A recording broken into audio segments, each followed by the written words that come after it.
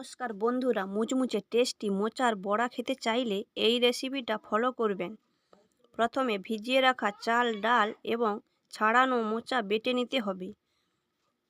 এরপর তাতে নুন, হলুদ, কোচানো পেঁয়াজ, কাঁচা লঙ্কা দিয়ে ভালো করে মাখিয়ে নিতে হবে। 2 মুঠো ডাল, 1 মুঠো চাল আগে থেকে ভিজিয়ে রাখবেন। এরপর কড়াইতে তেল গরম হলে ছোট ছোট করে বসিয়ে নিতে হবে। এরপর ওইগুলোকে দুদিকে লাল করে ভেজে নিতে হবে। বন্ধুরা, এই ধরনের টেস্টি ও মজাদার রেসিপি পেতে চাইলে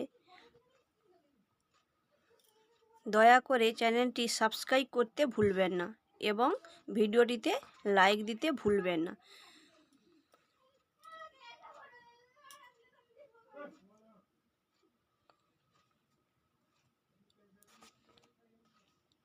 লাল লাল করে ভেজে নিতে হবে। এইভাবে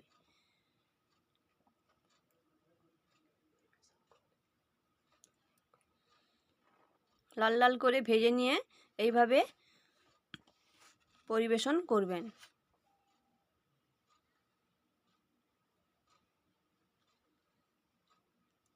কি সুন্দর দেখতে লাগছে দেখুন।